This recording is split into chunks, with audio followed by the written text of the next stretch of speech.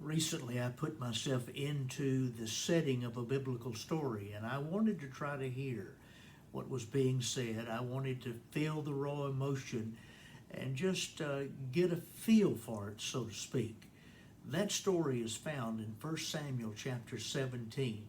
You see, I find myself at the edge of a valley, and every morning and every afternoon, this formidable opponent, he was 9 foot 6 inches, and he would come out and taunt me. He would speak ill of my God. He would challenge me to come and fight him if I had any courage. And he did this for 40 days, twice a day. 80 times I faced this individual, and he taunted me. He spoke ill of my God, and I mean he put fear in me.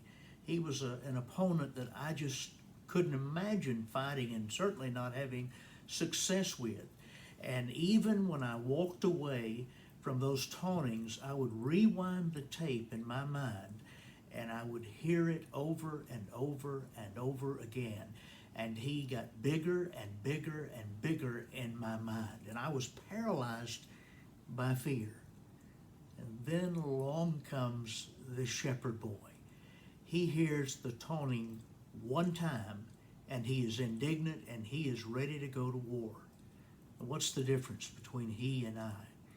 Well, the thing is, I have heard this taunting 80 times, and it's all I can see, it's all I can hear. It has captured me, if you will. All I can see is this opponent by the name of Goliath. Now, the shepherd boy hears it one time, but he has been hearing something else. He's been seeing something else.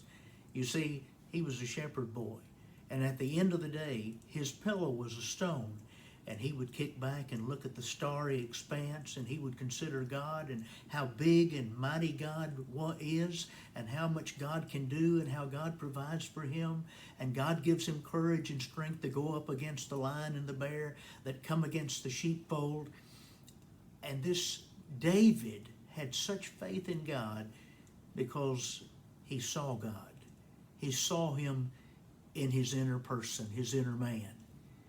And David, when he saw Goliath, he looked at Goliath, fresh from a vision of God, and he saw a man who was 9 foot 6, a formidable opponent.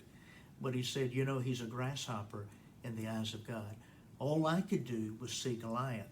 David saw God and put Goliath in perspective. What was the difference between myself and David? I had horizontal vision. David had vertical vision. And then I was reminded of the scripture in Colossians chapter 3, verse 2. Set your mind on things above, not on the things of this earth.